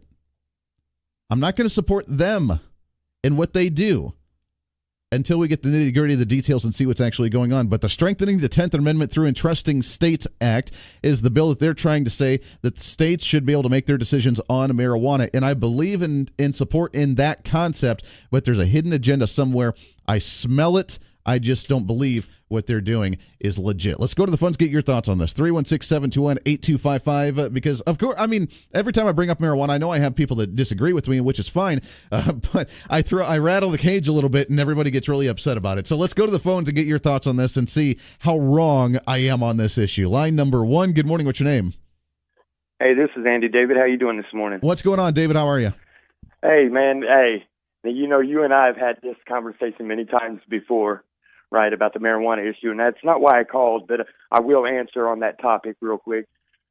I don't agree with what she's saying because, look, we've had the marijuana initiative, you know, going on for years, not just with Trump in office. I think, like you kind of alluded to, it's a hidden agenda to go against what he's doing. Because when Obama was in office for 8 years, where was she in support of a, why didn't she try this with Cory Gardner years ago when they actually had a little bit more of support? Why not even try it when George W. Bush was in office? Why wait till now now we're in support of this? So I agree with you there on that, the hidden agenda part. Now, as far as, like I said, you and I have agreed to disagree on certain things about the legalization of marijuana, and that's fine. First off, the biggest, I almost spit my coffee out when whoever the asshat Doug is calling you a rhino. That was just so hilarious because that is so far from the truth. That just shows either A, he doesn't listen to your show very often, or B, he just has no clue. Well, he's trying to say that I'm against the 10th Amendment, in the support of the 10th Amendment for states to make their decisions, and that's the argument that he's making, and I can sort of kind of see that argument, but again, as I've mentioned before, I support the 10th Amendment. I think that the marijuana decision should be made at the statewide level. I just have my wall built up against someone like Elizabeth Warren being the one to push the idea of the 10th Amendment because that's foreign to her because she's never supported something like that before. So there's something else going on there. So it's not that I don't support the fact of states making the decision on marijuana. I just don't like where it's coming from because, as we both agreed on, that there's something else sneaky going on here that I don't like. Now the other thing the reason I called, because I know it's a free for all Friday. Go for it. And man, I know you're a big Second Amendment supporter. And the Second Amendment, let me just for the listeners that don't know, that's been established 227 years ago. Mm-hmm. On December 15th, 1791, the Second Amendment, which reads, and I'm looking at it right from my little hand pocket Constitution that I carry, says a well-regulated militia being necessary to the security of a free state, the right of the people to keep and bear arms shall not be infringed. I seen something that goes totally against that this morning, sure. And I don't know, I shared it with you. Deerfield, Illinois, the city of Deerfield, Illinois, has came out with a ordinance, we're going to ban assault weapons, right? And giving the residents that own assault weapons 1 week to give up their gun, or we're going to start fining you. And then I think the chief of police, the way I read this and seen the article from Fox News out of Chicago, said that if the chief of police has said that after they've been fined, if they still don't give up their weapons, that he's giving his local law enforcement the power to go in and physically confiscate them. Which is crazy because how do you know? That not violate the Second Amendment? Well, it definitely 110% does violate the Constitution, and I'm glad you brought it up because the NRA does have a lawsuit against them right now trying to stop that. They try and use the argument, which I'm glad you brought it up right now, especially because it's a perfect comparison between something like the Second Amendment and gun rights and something like marijuana. And the two issues that actually correlate with one another. The Second Amendment is very plain in text that you have the right to keep and bear arms without being infringed in any way, shape, or form, and that's the right of the people to be able to control and be able to do. There is nothing in the Constitution or in the government or in any way, shape, or form that says about allowing or not allowing the legalization or lack thereof or the use of something like marijuana, meaning that the federal government should not have its greedy little hands in the decision-making of marijuana, but it's left to the states to make that decision because there's no Bill of Rights or there's no amendment saying that the people shall have the right to smoke a doobie every Friday night. There's just no law that actually entrusts that. So there's a major difference there where some states are wanting to legalize, some are not, because that's the right that they have. But the cities themselves, when they want to ban something like an assault rifle, and not only ban it, but say you have 1 week to turn it in, and if you don't, then we have the legal authority as the law enforcement in the local community to come and arrest you, and to search your home is not only a violation of your Second Amendment, but it's a violation of your private property, a violation of improper searches and seizures, improper, it goes on down the list of how many rights that they're actually violating here. It violates just about, just like you said, about 17 of the first 25 articles of the Constitution just by doing that. Now, I know there's probably some listeners, probably some callers on hold, like, oh, but what about the school shootings? Hey, man, I have teenage kids that are in high school, so I feel for them. And my thing with the gun control should be my not total solution, but an idea is when you don't take their rights away to own these weapons, but make it where if you've got to renew your driver's license every 5 years, right, to show your ability to drive, then I believe if you want to do some type of regulation, why not when you apply to buy these guns, right, then every say 5 to 10 years you have to resubmit a background check, because look, I could be perfectly sane, no problems, no law enforcement convictions, whatnot. Well, when see, I go buy this, and that's where I would disagree. Then when, a few years down the road, I get, PTSD or, bipolar or whatever, domestic, anything that would legally permit you from owning a gun. But how do they know that if they don't go back and revisit that from time to time? Well, see, that's my answer to the regulation. Don't take the gun away unless, if I'm still legally, abiding to own it. Well, and that's where I would disagree, because, again, there's a difference between owning a gun as a right that's protected by the Constitution and a privilege of someone being able to drive a vehicle because you have a record, a good record, a clean record. You pass the test to allow that, and it's a privilege of you being allowed to do so. There's no guaranteed constitutional right that you're allowed to drive a vehicle or be able to transport yourself in a certain way.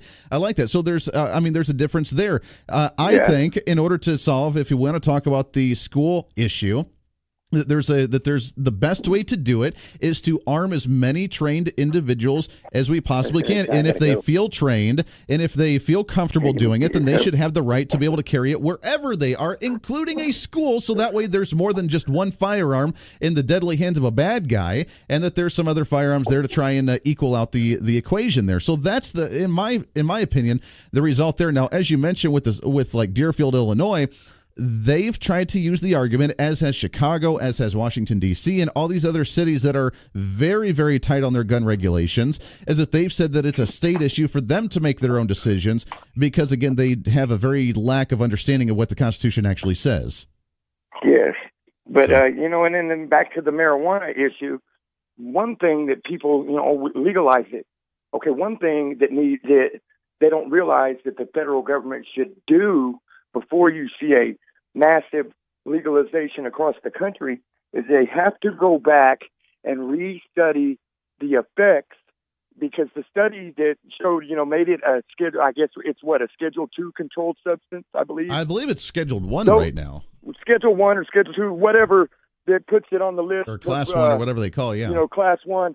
That, I believe, in my, opinion, that before you can, federally legalize it across the board, you have to visit that study and do a new study to say the effects, right? Because the study that was done in the, I guess, 1950s or 1960s was a little bit off and biased, because if you go back and look, what they were doing is they said, well, it kills your brain cells. How do you find that out? Well, we did it on studies on, monkeys and lab rats, right? Well, sure. But and what yeah, they let's didn't do tell it. you when they did that, though, hold on. What they didn't tell you when they did that and the effects is in they put these masks on these monkeys, and they gassed them for 5 minutes straight. And what they gassed them with enough of what would be, it would take Tommy Chong 5 years to smoke that amount, right? So of course you're going to have effects of brain trauma and, brain cells dead or whatever, but moderate, like say, 1 or 2 joints a day. They didn't do a study like that. So how can you say that, the ramifications of the effects are different? Well, sure. I think I'm just saying, I think before you can federally, legalize it, on the federal level, you have to revisit that and remove it or not remove it from the controlled substance list. Well, I agree. And David, I appreciate it. I want to seek another phone call here, but you're right. We should do a different test on that and revisit that. But again, I still think it should be left to the states to make that decision and decide again on what they want to do, whether they want to do a test, whether they want to study it, whether they want to legalize it, whether they want to not legalize it. It's up to the states, because there's no regulation where it says the government should be mandating like that at the federal level, which would play into this this legislation from Elizabeth Warren and Cory Gardner. But again, I just don't trust the source of where this is coming from with Elizabeth Warren all of a sudden supporting the right for states to make their own decisions. It doesn't make sense to me. There's another hidden alternative agenda here that we're just not seeing. Let's take another phone call before we got to take a break, shall we? 721-825-5721, talk line number 3. Good morning. What's your name? Hey, it's Deacon again. Deacon, what's up? Hey, two things, man. You make it really hard to just call you once in a day. Well, I guess I'm doing my job then, right? Right. And when you're on hold, really wish you could hear the other side of that conversation because I'm gonna have to go back and re-listen now. Yeah, we've had that for a while where if you're on hold and don't get me wrong, if people are on hold and they don't hear anything, to hang tight because sometimes you just can't hear the other caller that's on the air, but you can hear me, so it does make it a little complicated sometimes. Right, but I got to call this out because it's always bothered me. Republicans, we believe in personal liberty and personal responsibility, yet when it comes to using marijuana or whatever an adult decides that they're going to do, we want to take away that personal liberty and that personal responsibility and say, you know what, we think it's bad for you, so we're going to make it illegal. That is true. It sounds like some Democrat stuff. Hey, big sodas, they're bad for you, so we're going to outlaw big sodas, and salt is bad for you, so we're going to outlaw salt. Sure. You know? No, you're right, and I think that should be a decision, again, not from the federal side, but for that state side, and as many states have regulated alcohol to some degree as well, to where you're not allowed to brew it out of your tub, you're not allowed to make the moonshine, thing, which my family did in Alabama back in the day, but, that was, but that's, people still found a way to do it, but again, we need to remember that this whole argument of like the victimless crime, and there's so many people getting rounded up that are just smoking their pot in their basement, that's not the case, and that's not what's happening. We're not just knocking on people's doors to seeing if they're smoking pot in their basement. Law enforcement has better things to do, and they don't care. What they do see, though, is that when they pull someone over for speeding or breaking the law, or someone that committed a crime and they have pot on them, is the additional charge that gets to them. So even though sometimes it may not be necessarily endorsed at the local level, we're not going out of our way to try and find people that have just smoked pot in their basement to try and bust them on a marijuana possession and go after them that way. I mean, it's just not happening. Oh, no. I wasn't saying that. Yeah, but you're right. I mean, even being regulated at the state level, I know a lot of people have an issue with that too, as you mentioned. It's a plant that someone chooses to be able to inhale, and we shouldn't, as a personal right, we should have the right to do that. But a lot of states still regulate alcohol as well, to where you can't buy alcohol on a Sunday or in certain dry counties, or a certain a percentage level of the alcohol content. I mean, people still regulate that one just as much. Oh, yeah, absolutely. And you were talking about having a home distillery. That's a federal law. That's a federal thing. You can't have a home distillery because of the federal law, where they get into the whole federal hard liquor tax thing. Sure. But I'm a big proponent of individual liberty, individual responsibility, and. Hey, if you want to be an idiot and use heroin or cocaine or one of them drugs that's going to string you out, buddy, that's your problem. If I catch you breaking into my house, I'm going to ventilate you. Sure. And a lot of the problems, I believe, come from drug use is the fact that it's run by criminals, because with it being illegal and run by criminals, then they're in dirty places. They're dealing with shady people. It's just. Sure. Well, but then you talk about, and you want to talk about the slippery slope and taking it to the other level, which could be potentially part of this hidden agenda that I think Elizabeth Warren has. I mean, look at the state of California now, to where they have government administered places to where nurses will administer your heroin and cocaine if you have that addiction. So that way you're not doing it with a dirty needle underneath a bridge, and you're not overdosing and dying, and they can actually administer it to you the proper way. And that's the level that we've taken this to, because we've gone down this slippery slope. No, that's ridiculous. But if any state that does decriminalize drugs, part of the tax money should go to rehab facilities, so that way, the money that people are spending on their drugs is going to be put back for when they find out, hey, this stuff's bad for you. Well, there you go. Deacon, I appreciate it, my friend. We got to take a break. I mean, they've tried to do that, which is why Colorado and the number of rehabilitation centers that have the government's had to open up in the state of Colorado has dramatically increased. The people actually going through them, that's on the government dole. But again, I mean, we start going down that road to try and administer these things. Just imagine that you can't get your penicillin until, for what, less than a couple $100 for your penicillin shot, but yet you can go and get your shot of heroin from a nurse administered for free because you're an addict on the streets. It boggles my mind on the level that we've taken this to when it comes to drugs. Got to take a break. One more break, wrapping up hour number 2. We got some more calls on the line. Stay here. We'll continue this conversation when we come back. This is The Voice of Reason.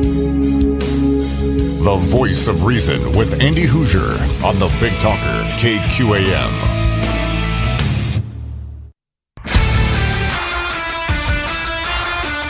We got about a minute left before the top of the hour. Let's try and sneak in one more phone call here. Got to keep it brief. Good morning. What's your name? It's Wallace. Wallace, what's happening, sir? Well, listening to all this talk about legalizing marijuana and things like that, people have to understand that they're only getting half of the equation. You can sit here and say, well, look, it's a state's right on marijuana. It's your personal choice. But you got to understand, so long as that person who wants to do a drug has access to the taxpayers' money in the way of welfare, should he lose his job, should something like that happen, now all of a sudden, now I'm responsible for his choice. And the states get money from the feds, which is why the states invited the feds to regulate it. And why Elizabeth Warren's actually going after this, because maybe that's another argument for national health care and for more regulation in other aspects of that. That's a great point, Wallace. I appreciate that very much so. Got to wrap up hour number 2. Lots more coming up in hour number 3. We'll revisit this a little bit later on a Free for All Friday. Stay right here.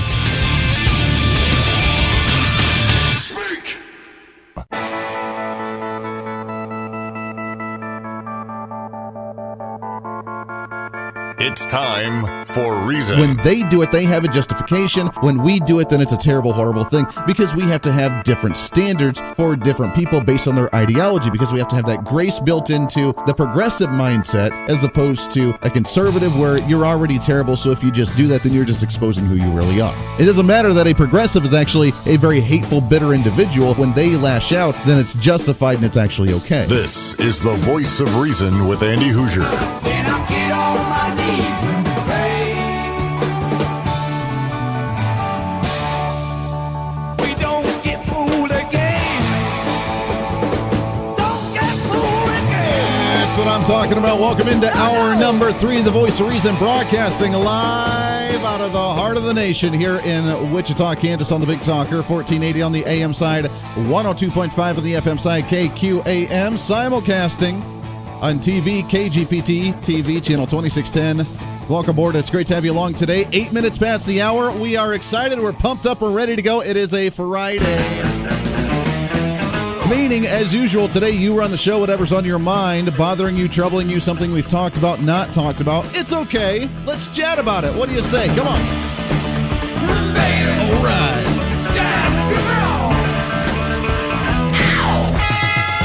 316-721-8255, 316-721-TALK. If you want to join into the program, we'd love to hear from you today.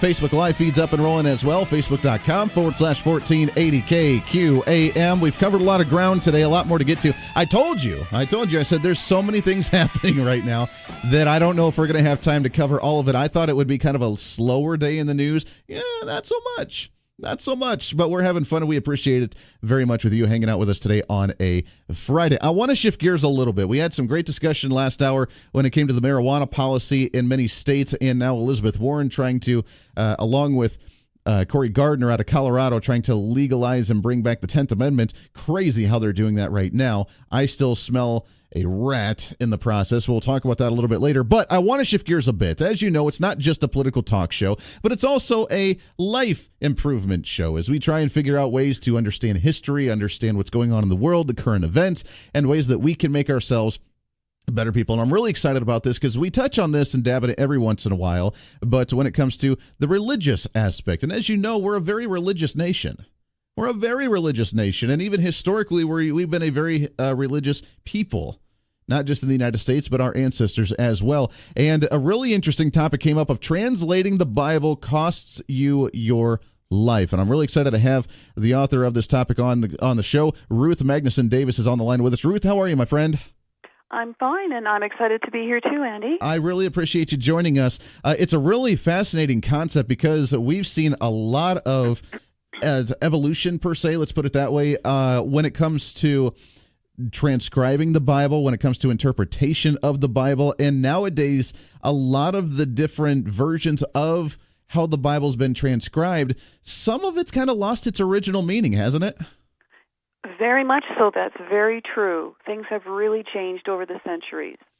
Talk about first, let's start at the very beginning, and let's talk about back in the day, let's say even the Dark Ages per se, where many people were very, very religious, but not very many people were able to read or write or even understand or read the Bible themselves, and talk about where this began from the original script and the original context of the Bible and where we began to translate it and where some of the stuff started going a little odd in those translations.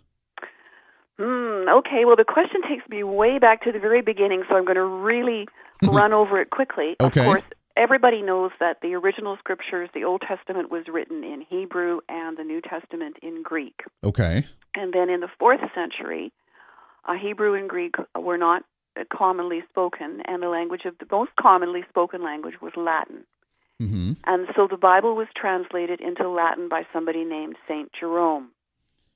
But then Latin fell out of common use, and it became, it was a language that was spoken and read and understood only by the upper class. And in the Dark Ages, one of the reasons the Dark Ages, or the medieval times are called the Dark Ages, is because people couldn't read or understand the Bible, so the Word of God was hidden away from them in Latin, so to speak. How do you think we got to that point? As you mentioned, the elites, I mean, they were the ones that were kind of the last few that actually understood Latin, and if they were able to read the Latin, that they actually got it, but very few people were able to do that. How did we get to that point right there? You mean that the Bible was in Latin and in no other language? Well, yeah, being in Latin, but then that so many people lost connectivity and lost touch with it to where they didn't even try to, or they didn't have the capability, I don't know, to where there was such a large mass that didn't get it. Yeah, I'm not an expert in the Dark Ages or those times, but my understanding is it was just a kind of a gradual development of society. The language fell out of common use, and people were trusting the church to teach them what the Bible said. Mm-hmm. But then, just to quickly move on, in the 14th century, in the late 1300s in England, a man named John Wycliffe said it should not be like this. The Bible is the Word of God, and it's meant to be for the people to read. Jesus said he was the light of this life, and his Word is what brings us that light, and the common people should have it. So he translated the Bible. He translated actually from the Latin into English. And at that time there was no printing press, so everything was laboriously written out by hand. And he had a number of people, a team of men working with him, scribes who were writing it out by hand. However, the Roman Catholic Church, which was very powerful and dominant all across Europe at that time, sure, the massive landowner and had great political influence, they did not want the Bible to be in English. And they did not like some of the criticisms that John Wycliffe had of the church. So they outlawed his Bibles. Wow. And they passed 2 statutes. One of them was called De Heretico Comburendo, which is Latin for on the burning of heretics. And under that horrendous statute, anybody who is found in possession of English scriptures, Wycliffe's scriptures, could be burned alive, and their possessions taken from them, and there were inquisitions and there were tortures. And it was the beginning of a terrible time in England. And then about 4 or so years later, they passed another statute, which called the Constitutions of Oxford, which forbade anyone who was not authorized by the church from translating the Bible into English. So fast forward now to the early 1500s. William Tyndale is born in England. Those 2 statutes are still in force. Then in 1516, Martin Luther posted his 95 Theses on the door of the church in Wittenberg in Germany and sparked the Reformation. Mm-hmm. So William Tyndale formed in his heart, felt moved by God to translate the scriptures into English.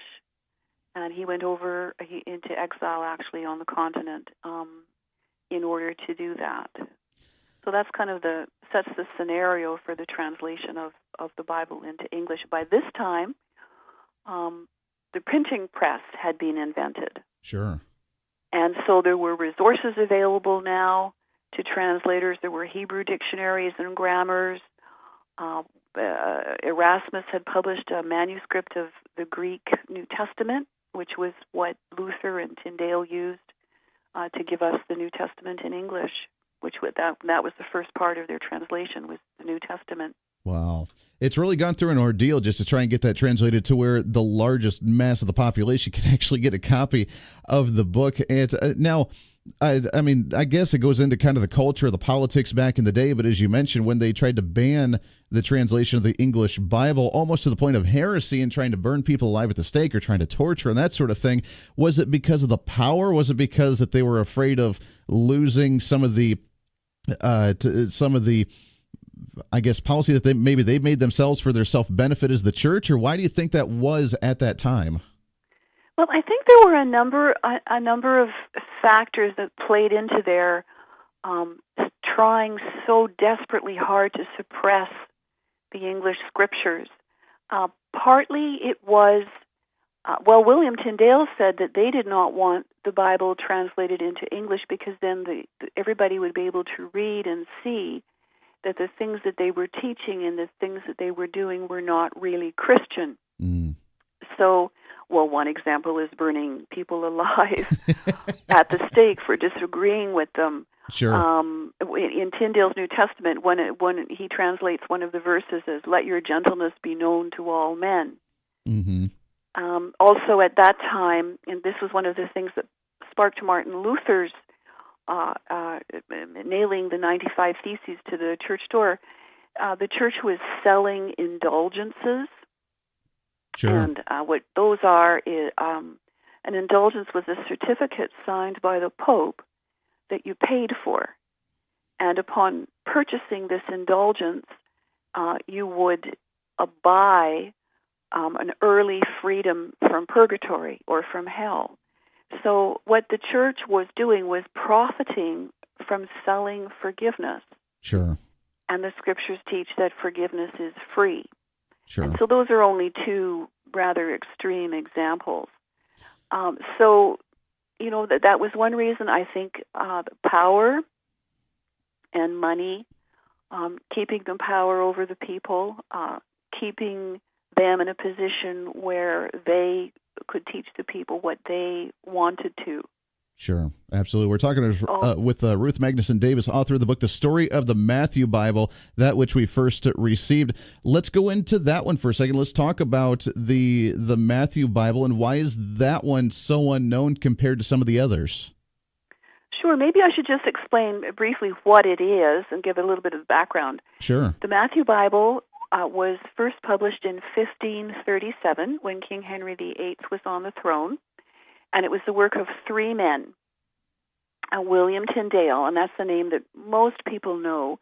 He translated the New Testament and the first half of the Old Testament. Then he was captured, and he was executed by the Roman Catholic authorities. A man named Miles Coverdale translated the rest of the Old Testament. And then a third guy named John Rogers put it all together. He added a bunch of Protestant notes and commentaries and a church calendar and other things, put it all together, published it in Antwerp, and then had it shipped over to England. And in 1537, when it arrived in England, King Henry VIII, as I said, was already on the throne. And in 1534, the Act of Supremacy had been passed, which named him the head of the church under Christ. And he had formed the opinion at that time that The church needed English scriptures, and the people needed English scriptures. So when the Matthew Bible arrived in England, two of his advisors, Thomas Cromwell and Thomas Cranmer, advised him to license this Bible for use in the church. And so he did. Even though the constitutions of Oxford were still the law of the land, he authorized it. So it was purchased, it was set up in lecterns in the churches, and it began to be used. However, just to answer your question, the Roman Catholics objected.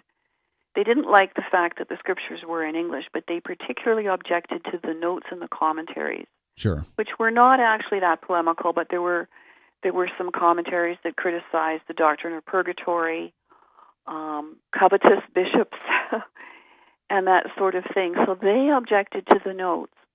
So Thomas Cromwell commissioned Miles Coverdale, another man, to make a minor revision to the scriptures and to publish a new edition, cutting out all the notes. So that was done, and it was published under a new name, the Great Bible. And the Great Bible was published in 1539. So only 2 years after it appeared in England, it was effectively republished under a new name, and that was when it began to be forgotten. Wow.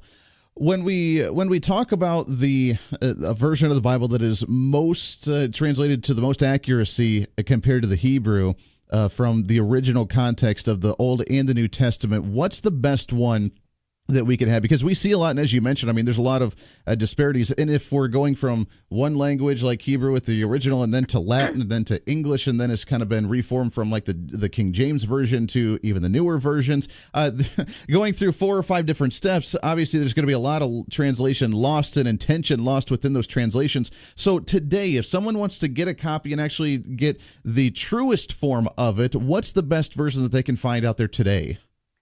Well, I honestly believe, and this is after 10 years of full-time work with the Matthew Bible and being a Christian now 20 years, but I've been working 10 years with the Matthew Bible full-time. I've updated the New Testament, and I've published it under the title The October Testament.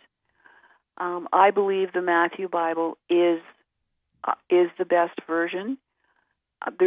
It's a long story, and I have explained it in my book, The Story of the Matthew Bible, which is the first book ever published, telling the story about the untold story of this little-known Bible. But you look for fidelity to the original languages. The Geneva Bible that came along later, which was actually a revision of the Matthew Bible scriptures, did promote itself as being more faithful to the Hebrew. However, when you really look at what they did, it gets into a study of grammar and idioms and so forth. Sure. They weren't really faithful to the sense or the meaning. They weren't more faithful to the sense or the meaning. They just followed certain Hebrew grammatical idioms, which actually obscured the meaning. And gotcha. they actually acknowledge that in their 1560 preface. Sure. So yeah, there's a clarity of translation, and the men that wrote the Matthew Bible followed in Jesus' footsteps. They were outside the church, outside of ecclesiastical authority, despised by the authorities, and 2 of them were burned at the stake by the authorities. And you can see how they followed in the footsteps of Jesus and the apostles. Sure. And that's what happens. The truthful witnesses are rejected by the world. It's a fascinating conversation, and it really gets you thinking about the translation and when you read it, what the intent is and what to take away from that. Ruth Davis, the author of The Story of the Matthew Bible, that which we first received. Ruth, I really appreciate it. I wish we had more time because it's really a fascinating conversation, but thank you so much for joining. We'd love to get you back on the show again later on. I'd love to see you again, yep. Absolutely. Thank you, Andy. Thank you so much. 24 minutes past the hour. We got to take a break. We'll open up lines to you when we come back on our Free for All Friday. Lots to get to today. This is The Voice of Reason. Stay here. You're listening to The Voice of Reason with Andy Hoosier on the Big Talker, KQAM.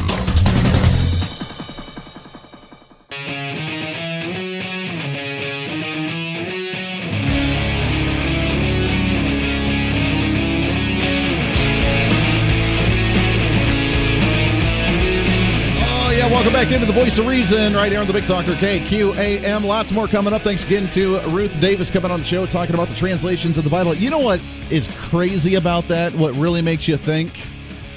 Let's just go back to the Dark Ages for a minute and the church that said, you're not going to be educated enough to learn about reading it yourself. We're going to tell you how it actually goes. We're going to tell you how to save yourself. We're going to tell you about God through our interpretation, through our readings, because you're going to have no idea. Now, trying for some crazy, wild tinfoil hat conspiracy theory, try and relate that to today with the government. Oh, don't worry about it. We'll take care of your health care. You don't need any other options. You don't need the choices into your own hands. You need to just go along with what we tell you here. Oh, don't worry about it. It's environmental protection. Don't worry.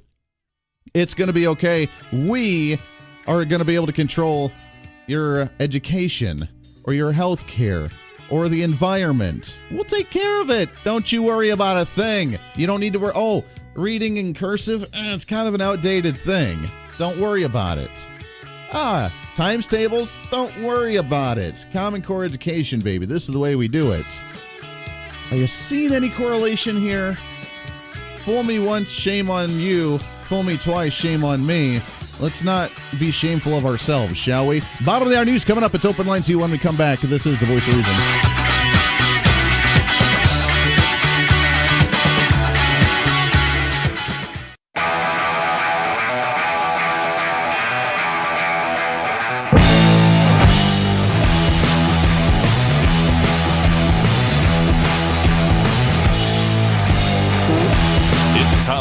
For Reason. But conservatism, that is not dead. Actually, we're going back to that, and we're doing that in very large steps. We are repealing government mandates. We're repealing big government regulations. We're getting the economy going again. We're focusing on the private sector. We're doing some really great things that lead to what the Tea Party's been fighting for a really long time.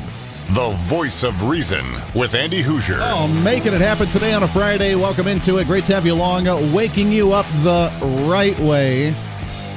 Interpret that however you like to. That's right. Better than a cup of coffee, a shot of espresso, even an energy drink. Making it happen today on your Free for All Friday. It is open lines to you for the last little bit of the show. 316-721-8255. You can talk about anything that you want to, even if it is revisiting the marijuana issue. More than welcome to address that. As you heard, the fight for the strengthening the 10th Amendment through Interesting States Act. Hat tip to Elizabeth Warren and Cory Gardner out of Colorado on that one. And again, I just, my radar, my nice little red flags popping up saying, warning, warning, something's not right here. And I'm going to stick with that until I've been told otherwise. Also, I do want to give you a bit of news from the local level. Kansas Secretary of State, as you know, makes the decision when it comes to things on the ballot and when it comes to the elections. And with this whole Ron Estes v. Ron M. Estes in this election that we've been talking about and who the Ron Estes actually is, trying to figure out who this is at least, and found out that a big contributor to Democrats for many, many years, including Barack Obama, including James Thompson, including Paul Davis, including many local races that were very favorable to the progressive side while being as a registered Republican, has started the campaign Real Ron Estes because he wants to be the real Ron Estes, and it's not going to go over very nicely, and the Democrats even going to be more upset. The progressives, whoever tried to put this up as the false campaign, are going to be really upset because they've already tried to block the fact that Congressman Ron Estes will be able to have Rep in front of his name, REP, Representative Ron Estes, on the ballot. But now, according to the Secretary of State's office and Chris Kobach, real Ron Estes will not be allowed on the ballot. The spat between the Esteses, the Kansas Secretary of State's office has refused to allow the challenger of the 4th Congressional Congressman to be identified as the real Ron Estes on the GOP ballot. When Wichita resident Ron M. Estes launched his bid against Congressman Ron Estes, the incumbent succeeded in adding Rep to his name, but now the real Ron Estes will not be allowed in the campaign, for the campaign website, for the campaign slogan, none of it. You cannot use the real Ron Estes. Let me tell you something. Things in this election just got real. That's what I'm talking about. Let's go to the phones. Your thoughts on this and more. 316-721-8255. Line number 1. Good morning. What's your name? Hi, Andy. This is Helen. Helen, how are you? I'm doing just great. Good. Well, regarding what the lady was telling you, the original the original King James Version, 1611 edition. There's a letter in it from the translators to the readers that they did their best and they want us to check them out. Well, and the best way to check them out is you take a standard King James Version Bible along with a Dr. Strong's concordance of the Bible, and you can do your own homework and do your own research and break the scriptures back to the original Hebrew, Greek, and Chaldee languages. Because like in the book of Daniel, King Nebuchadnezzar, when he spoke in Chaldee, which is Babylonian. Okay. All right. So there's still, you can try and transcribe it the best that you possibly can. There's still a little bit of that there, but as you mentioned, the Matthew, as she mentioned, the King James Version, really the best way to be able to try and get that transcribed. It's just fascinating to me, and I look at this from the political standpoint of it, aren't we seeing almost the same thing when it comes to the education of the masses today, to where we rely on the government to be able to make those decisions for us, to interpret things for us, to give us the options or the lack thereof of the options, because we don't want to deal with it, and it's the slow transgression societal-wise of generation to generation, to where fewer and fewer people actually understand the right to choice and be able to do these things yourself under personal responsibility. And that's exactly what happened. I mean, how did we get to a point during the Dark Ages where the mass portion of the population could not read or write, had no idea how to interpret or read the Bible, and they had to rely on one source, which was the church, in order to give them the word, which is completely false? I mean, how did we get to that point to where 80% of the population's like, I got no idea how to actually do it?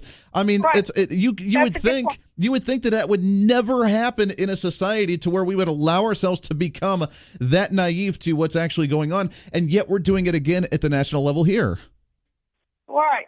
That's a good point, Andy. And back then, the churches used to be the government. Sure. Oh, yeah. And that's so now our government is trying to become our church. Well, that's very true. And as we read the stat earlier about the fact that the bigger the government grows, the less religious people actually are in that society, really shows that. Because if you try and talk against and speak against the federal government to a progressive,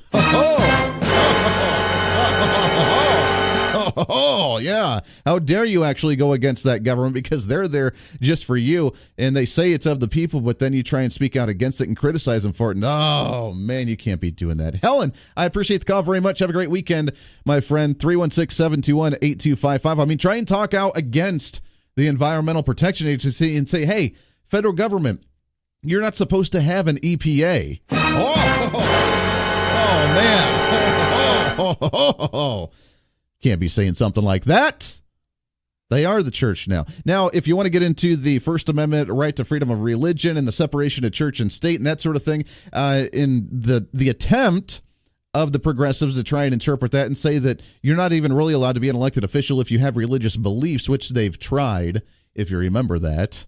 And then when you actually hold like a religious breakfast or sort of thing as an elected official, or you actually have a prayer beforehand, oh, man. Separation of church and state, how dare you? They don't understand the concept of what, again, like usual, just like the general welfare clause and other things, they don't understand the purpose and the context of why we tried to fight for the separation of church and state. It wasn't because people had religious beliefs that kind of curbed their opinion on political issues and tried to set them in the right way based on their religious beliefs, but it was because, as Helen mentioned, that then the church was in cahoots with the government. And the church made just as many decisions and could collect taxes just as the government could. And they could abuse the people just as the government could. The church was the one that, as we had our guest with Ruth Davis saying, that if you actually tried to have a Bible that was translated into English, then you could be set on fire and you could be tortured for heresy because the church deemed it necessary. So therefore the government was in cahoots and supported that. That's what they didn't want. We don't have that in the United States because of the idea to fight for the separation of church and state. That does not mean for all the progressives and left-leaning and in the audience listening, that doesn't mean that you can't have religious belief when you're actually an elected official and use that as the standard of what you're holding yourself to when you actually make votes on certain political and societal issues and current events. It doesn't happen that way. You can still have that. That just means the church can't say, you know what, we are going to force you to collect taxes, and if you don't, then you're going to go to hell. And, oh, by the way, if you read some form of the Bible or some form of certain religions, then we're going to torture you and probably put you on the stake and burn you alive. That means that they're not allowed to do it. That's what that separation of church and state actually means. 316-721-8255. But we really have to wake up and realize that as we went through, I mean, how do you get to a point in the Dark Ages at that time, just as Ruth had mentioned, how do we get to that point to where the mass population has no idea how to read the Bible and understand it? How do you get to the point to where, as everybody's being extremely religious, they have no idea how to actually read the words themselves? How do we get to that point? Guess what? It's happening. You see the government right now. Don't worry. We'll take away the options. All you have to worry about is us taking care of your health care. Don't worry about it. Common Core Education, the Department of Education. Don't worry about it. We'll educate your children. We'll continue to increase your spending and your taxes and the government revenue to put into education, and we'll teach them the right way, right? Don't worry about environmental protection. It is to save the environment, and it's for you to hold yourself to a standard so the environment can survive. And if you're against it, then, oh my God, you're a heretic. You're a conspiracy theorist. You're a nut job. You're a heretic because you went against the government that's only there for your better interests and against the bureaucratic agencies that are only there to take care of education or the environment or energy or whatever it is. And if you're against those, then how dare you do that, because you are probably in the wrong. We've gotten to that point. We have officially hit that level, haven't we? 316-721-8255. Let's go to the phones. Line number 2. Good morning. What's your name? This is Jim. Jim, how are you, sir?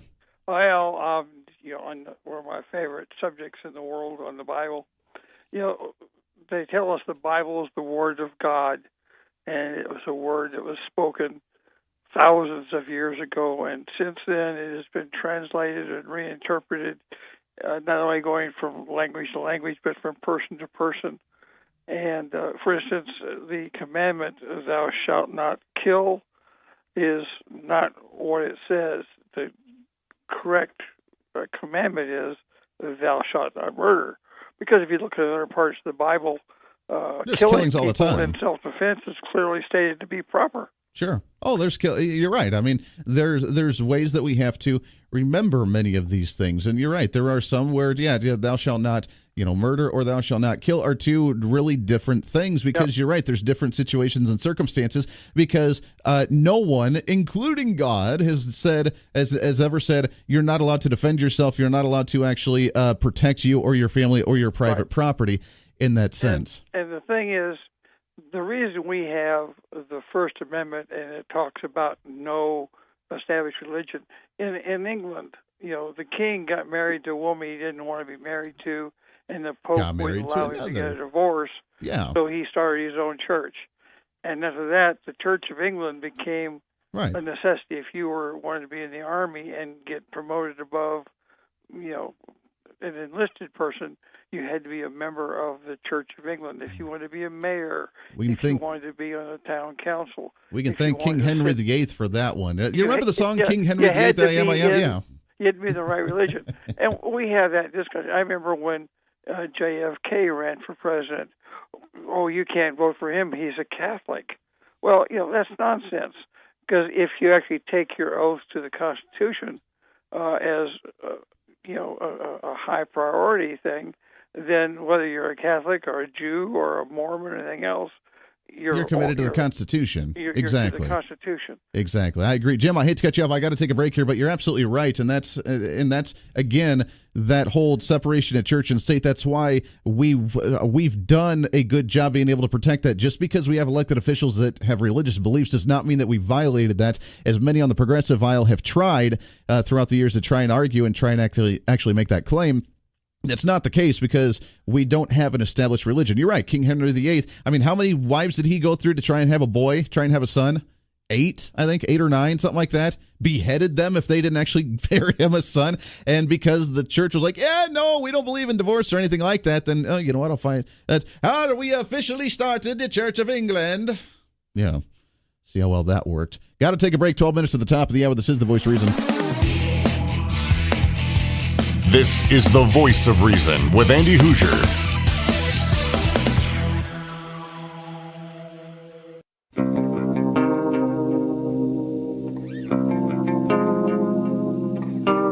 Seven minutes to the top of the hour. Welcome back in as we wrap up today on a Friday. It's been a heck of a lot of fun. We love it. We appreciate everybody that hangs out with us on a daily basis very much so. It's time to check back in. As you know, a Friday, free-for-all Friday, fried chicken Friday. As we roll along today, brought to you by the Inman Harvest Cafe, 112 South Main Street in downtown Inman. Starting off your weekend the right way, 620-585-6925. Katie's back on the line with us. Katie, we can smell the food. We can hear the sizzling. You guys are having a fun time this morning. There's lots of different noises happening in here this morning right now, actually. I love it. Yeah, we got chicken. We got our new hand-breaded chicken fried steak sizzling in the fryer. We got the timer going off for the mashed potatoes, which need to be. Oh, he's running to them. Need to be checked before they turn into something that we can't work with. And then I'm frying eggs and bacon and pancakes and hash browns. It's just. There's lots of food happening here. There's just lots of food and goodies happening. I love it. Well, today is the big day, being free-for-all, or it's the free-for-all fried chicken Friday. I mean, you kind of have a free-for-all at the buffet, as you do every day. Yes. So the fried chicken at the lunchtime from 11 to 1, the big one from 5 to 8 o'clock tonight. Remind us of what's on the slate for today. So today we're having we are having something that is called a fiesta chicken casserole, and so that's got the chicken, it's got some saucy, cheesy deliciousness. It's very bright and colorful. It's got some peppers in it that make it kind of, and tomatoes, so they're red. It's just popping with color and flavor and cheese. And cheese. I like it. Yeah. And then we're also going to have a beef and, it's got color in it too, and cheese. I forget what it's called. And broccoli and cheese. So there you have it. I love it. I love it. Well, as long as there's mention of cheese, I'm sure that many people perk their ears up. I think so, because lots of people love cheese. So then if you come from 5 to 8 in the evening, you can get our famous roast beef on the menu or on the buffet. It's always on the menu. We have a full menu all day. So if you want breakfast in the evening, if you want roast in the morning, I don't care. If it's in my kitchen, I'll cook it for you. I don't have rules about that. So, and then from 5 to 8 also comes with pie, the buffet. And so today we're having coconut, chocolate, custard, pineapple cream cheese, chocolate peanut butter, cherry, apple, which we mentioned before is great with cheese on it. And and then Nick will probably make a banana split this afternoon. So very good, very good. Lots of stuff happening. Lots of goodies happening. Now you've piqued my interest, and I'm definitely going to have to try that cheese over top of an apple pie. I've never heard of that before, and it sounds kind of awesome. Yeah, my grandma used to eat it that way all the time. All the time. I love that. Very good. It's the Inman Harvest Cafe. Wheelbarrows sold separately to wheel you out of there tonight, because I'm sure that, you have people that are just like, I can't move after I had the roast beef and the fried chicken and everything, and then to top it off with the pie. And I'm sure, how many people do you see actually get that stuff and then put a little bit of ice cream on top of the pie? Oh yeah, we have. That's a very popular thing to do, and our ice cream is homemade, so with real ingredients, not a mix. So it's milk, cream, eggs, sugar, vanilla. The end.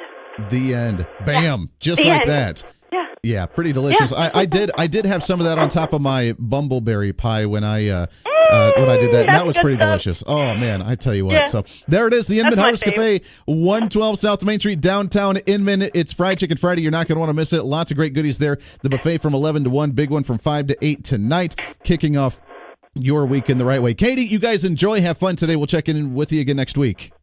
All right, thanks, Andy. Talk to you then. I love it. Always a pleasure there. Brought to you by the Inman Harvest Cafe. Speaking of food, by the way, and I appreciate kind of that beautiful segue, we are down to it. Today is the last day for you to try and get registered. Give me a call right now at 316 721-8255, 316-721-TALK if you want to. We'll get you registered for the ultimate 9th annual KQAM KGSO funnel cake eating contest that's going to be going on tomorrow at 3 p.m. at Riverfest. Make sure to check that out. Plus, Rick Everett will, of course, be broadcasting live out there today at noon. Make sure to tune in for that one for Riverfest 2018. But tomorrow, our funnel cake eating contest is underway at Riverfest, 3 p.m. at the food court. You're going to want to show up. You can give me a call if you want to get registered for that and save your seat. You will win something, even if you don't win. That's all right. Everybody have a wonderful weekend. We love you tuning in to us, checking us out all day long. You guys have a great weekend. We'll be back on Monday. This is The Voice of Reason on KQAM.